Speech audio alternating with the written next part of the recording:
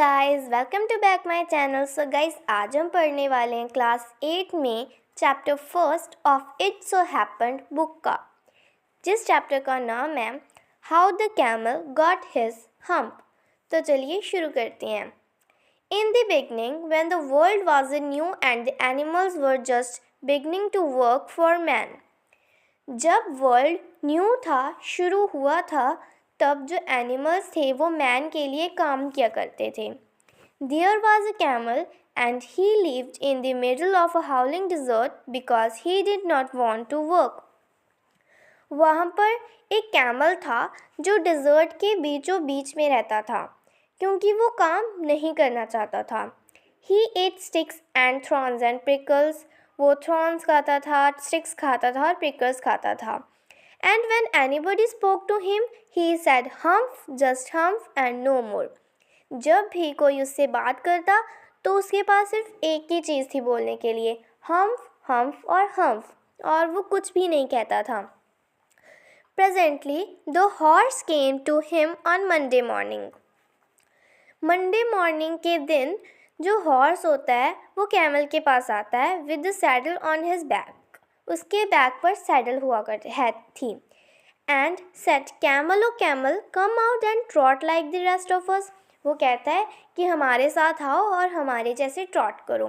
Trout का मतलब होता है किसी स्पीड में चलना जो चलने से ज़्यादा स्पीड हो और भागने से कम, इस तरह की स्पीड में जाना, उसे हम ट्रॉट कहते हैं। और वो कहता है कि तुम हमारे साथ आकर ट्रॉट करो जैसे हम करते हैं। Humph said the camel and the horse went away and told the man. और जो कैमल होता है वो फिर से कहता है हम्फ, और जो हॉर्स होता है वो मैन के पास चला जाता है।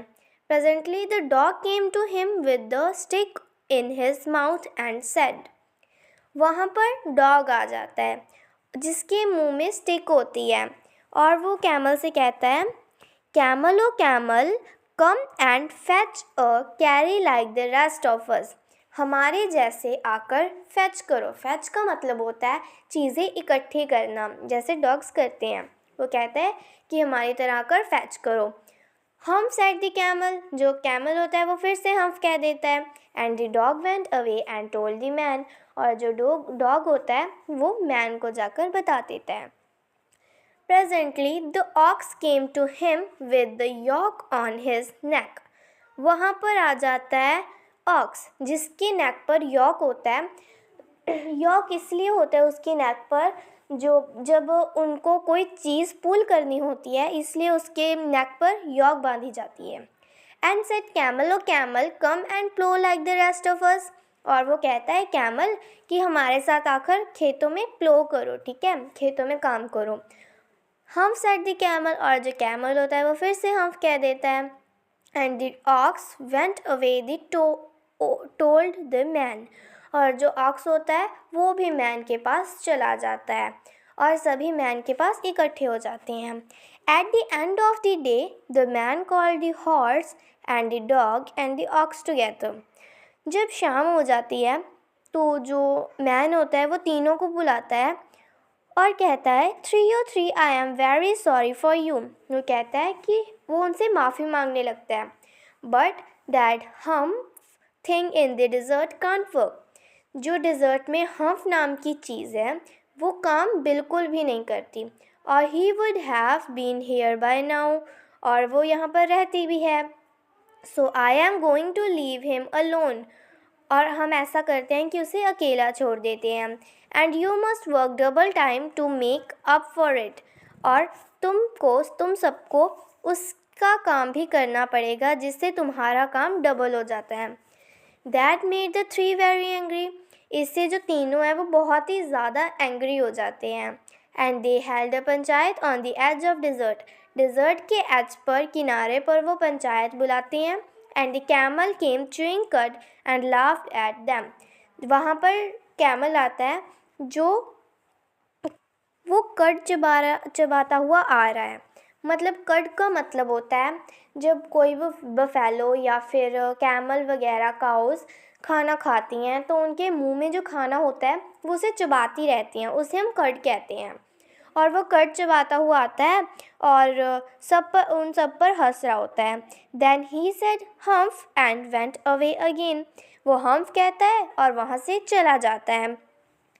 Presently there came along the jinn who was in charge of all dessert rolling in a cloud of dust.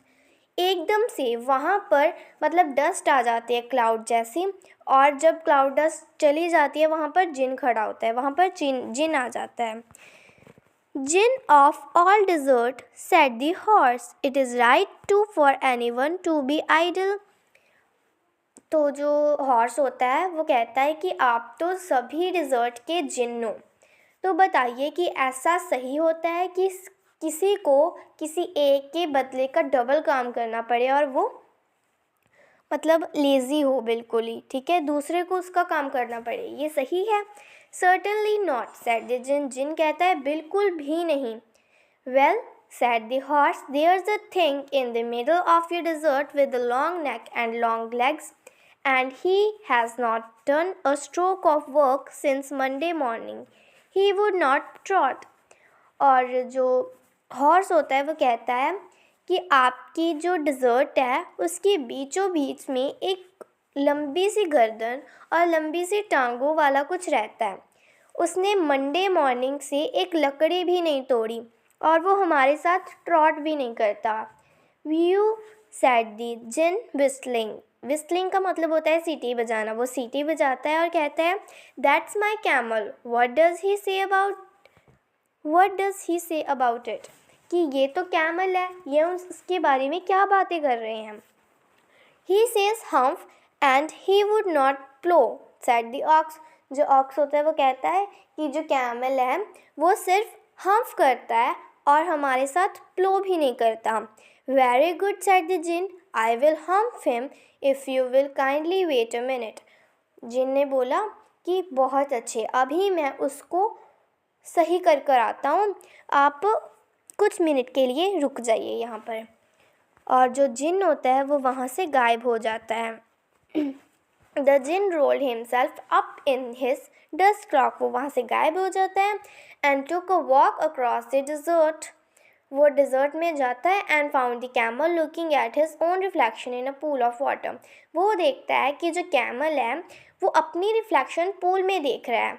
My friend, said the jinn. जो जिन होता है वो कहता है मेरे दोस्त, What's this I hear of your doing no work? मैं सुन रहा हूँ कि तुम कोई काम नहीं करते. The jinn sat down with his chin in his hand. जो जिन होता है वो अपने चिन के ऊपर हाथ रखकर बैठ जाता है.